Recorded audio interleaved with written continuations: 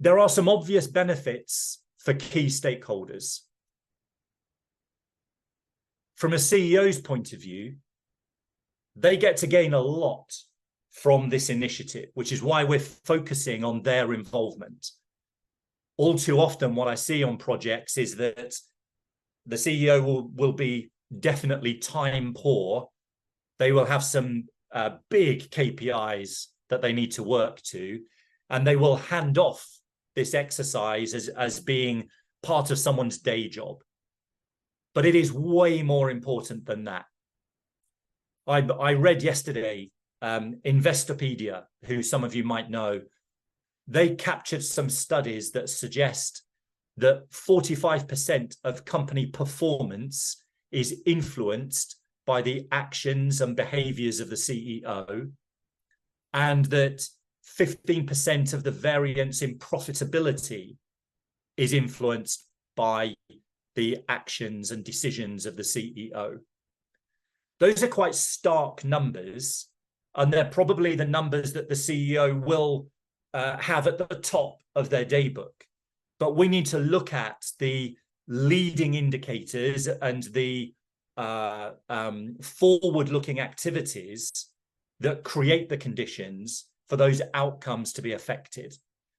So while the CEO is going to be driven by people, numbers, culture, if we drill down into that, we're thinking about talent management, staff retention, sales forecasting, profitability, getting paid.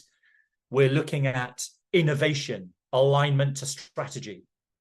All of those topics are influenced by the validity of the sales process, the degree to which it drives creativity. It enables salespeople to go do the job that you're paying them to do. They're all tied in together. And I've called out here a view that sits above the day-to-day operation of a sales process, and called out why the CEO should care. So that increased ability to manage performance, take a view on resource management. And one that I've called out there, evidence the robust sales engine. When it comes time to start discussing the next round of funding, one of the things that investors look to nowadays, particularly in that growth phase, is, have you created the conditions for growth?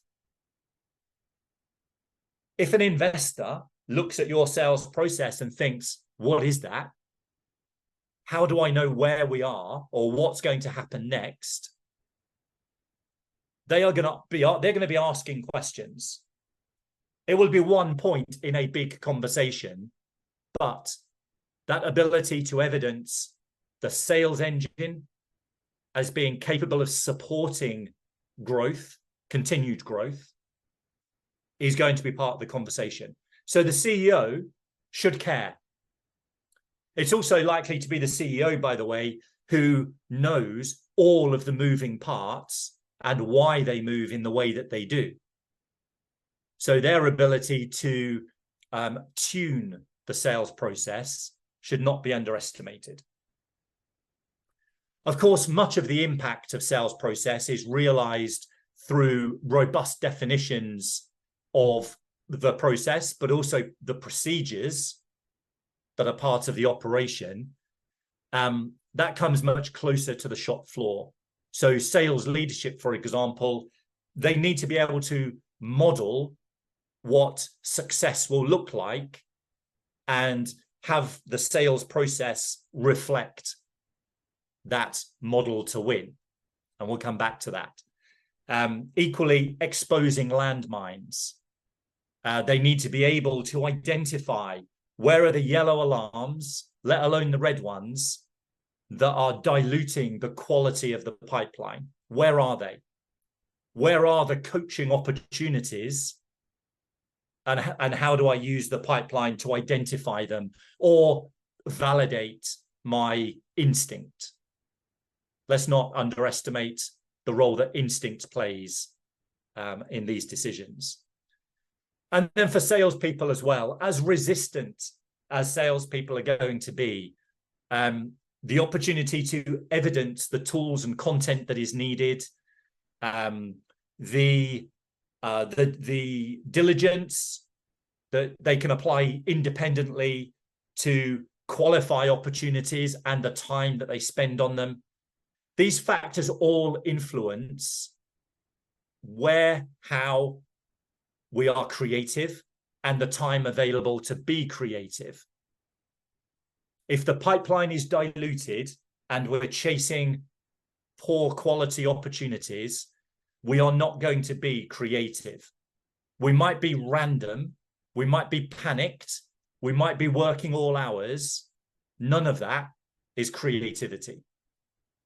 So we need that discipline from the beginning in order to apply the right activities to get qualified outcomes. If the engagement process is hazy or dependent on random sound bites or simply not governed, then the quality of data that it produces will be diluted at best. And so too will be the decision-making that follows.